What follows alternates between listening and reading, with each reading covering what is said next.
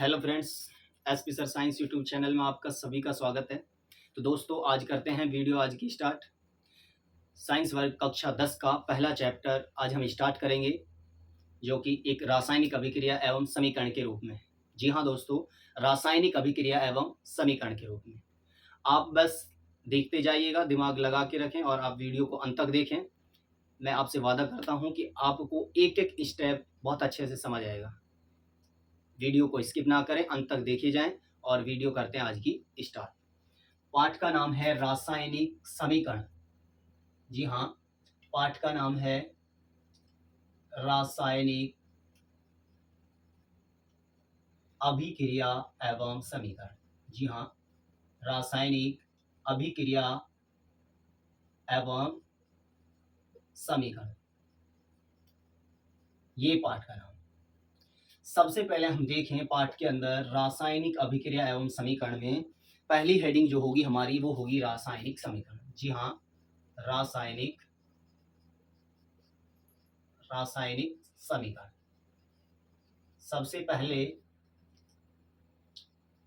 आप ध्यान दीजिएगा, अगर पिछले कक्षाओं में आपने पढ़ा हो तो याद होगा आपके, वरना आप ध्यान दीजिएगा वीडियो में। सबसे पहले हमने देखा रासायनिक समीकरण।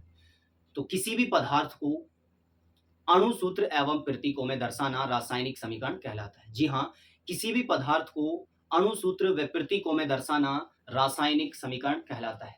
जैसे हमने देखा कार्बन लिया।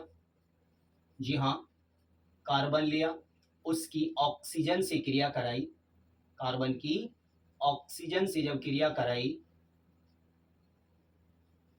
तो हमारे पास कार्बन डाइऑक्साइड गैस का निर्माण हुआ। जी हाँ, कार्बन डाइऑक्साइड गैस का निर्माण होता है। इसमें हमने देखा कि ये तो एक लिखित का रूप है, पदार्थ का नाम है, जबकि इनको अणुसूत्र व प्रतीकों में जब दर्शाया जाएगा तो उसे हम रासायनिक समीकरण का रूप देंगे। कार्बन का सूत्र हमने देखा, कार्बन का सूत्र C है। ऑक्सीजन को देखा, ऑक्सीजन का O है, इसका वायुमंडल यानी ऑक्सीजन गैस लिया हमने। जब भी कार्बन को ऑक्सीजन की उपस्थिति में यानी ऑक्सीजन गैस की उपस्थिति में क्रिया कराई जाएगी तो कार्बन डाइऑक्साइड गैस का निर्माण होता है। जी हाँ, कार्बन डाइऑक्साइड गैस का निर्माण होता है। यही हमारा रासायनिक समीकरण कहलाता है, क्योंकि रासायनिक समीकरण किसे कहा हमने कि किसी भी पदार्थ को अणु सूत्र यानी सूत्र व प्रतीकों में दर्शाया जाना रासायनिक समीकरण कहलाता है। जैसे हमने लिया कार्बन का C, ऑक्सीजन गैस का O2 इजिकल टू में हमने दर्शाया कार्बन डाइऑक्साइड CO2 का निर्माण कराया। इसी प्रकार हम और देख लेते हैं मैग्नीशियम, जिसका सूत्र है Mg प्लस ऑक्सीजन की उपस्थिति में इजिकल टू MgO। अगर संतुलित किया जाए तो 2MgO कर सकते हैं। ये वाली रिएक्शन भी कैसी है? रासायनिक समीकरण है। देखा हमने कि किसी भी पदार्थ को यानी तत्व को अणु सूत्र व प्रतीकों में जब दर्शाया, इस क्रिया को हम रासायनिक समीकरण कहते हैं। जी हाँ दोस्तों, इसे हम रासायनिक समीकरण कहते हैं। इस रासायनिक समीकरण में हमने देखा जब भी हम कोई भी अभिकर्मक लेकर क्रिया कराते हैं तो एक नए पदार्थ के रूप में एक नया पदार्थ का निर्माण होता है, और ये रासायनिक समीकरण के अंदर होता है। जब भी हम कोई भी क्रिया कारक लेंगे यानी अभिकारक लेंगे और उसकी जब भी क्रिया कराएंगे तो नया उत्पाद जो बनेगा वो नया पदार्थ बनता है। इसे ही हम रासायनिक समीकरण कहते हैं। इसमें हमने देखा जब नए पदार्थ का निर्माण हमने कराया, जैसे इसके अंदर देखा CO2 गैस का निर्माण हुआ, इसमें मैग्नीशियम ऑक्साइड का हुआ।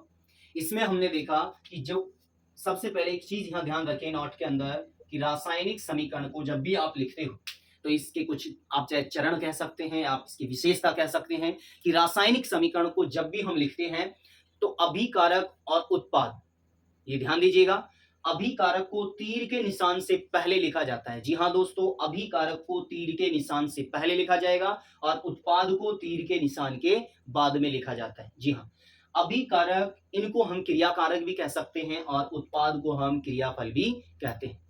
याद रहे, अभिकारक को क्रियाकारक व उत्पाद को क्रियाफल भी कहते हैं।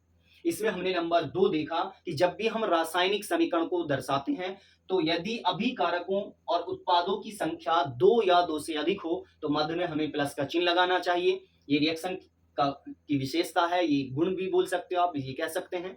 अगला देखा जाए कि जब भी आप रासायनिक समीकरण लिखते हैं तो जो आपने पदार्थ दर्शाया, जो तत्व आपने लिया या यौगिक जो भी आपने लिया, उनकी भौतिक अवस्थाएं अभिकारक हो या उत्पाद, इनकी भौतिक अवस्थाएं अवश्य दर्शा लेनी चाहिए। जैसे ठोस, द्रव, गैस। हमने देखा यहाँ पे कार्बन एक ठोस अवस्था में है, इसको सॉलिड एस से दर्शाया। ऑक्सीजन गैस अवस्था में है, इसको जी से दर्शाया। इजिकल टू इधर हमें कार्बन डाइऑक्साइड गैस मिली, तो इसको हमने गैस से दर्शाया। इनकी भौतिक अवस्थाएं होती हैं।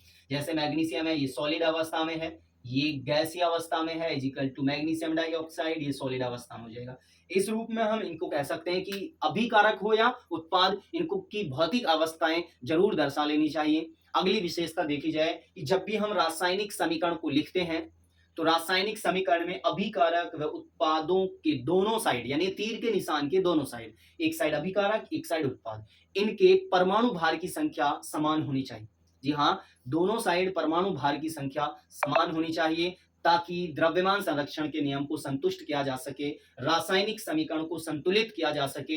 जैसे हमने देखा कि जब भी हम, अगली जो विशेषता होगी, जब भी हम रासायनिक समीकरण को संतुलित करेंगे तो संतुलित करते समय हमें यह अवश्य ध्यान देना है कि हाइड्रोजन या ऑक्सीजन यदि रिएक्शन के अंदर अभिक्रिया में है तो उनको सबसे बाद में संतुलित करेंगे, बाकी तत्वों को पहले संतुलित किया जाएगा। जैसे हम एक छोटी सी रिएक्शन आपके सामने लिख रहा हूं मैं, H2 हाइड्रोजन गैस है, हाइड्रोजन के 2 अणु आप ले सकते हो, और Cl2 इसके दो आप अणु ले सकते हैं।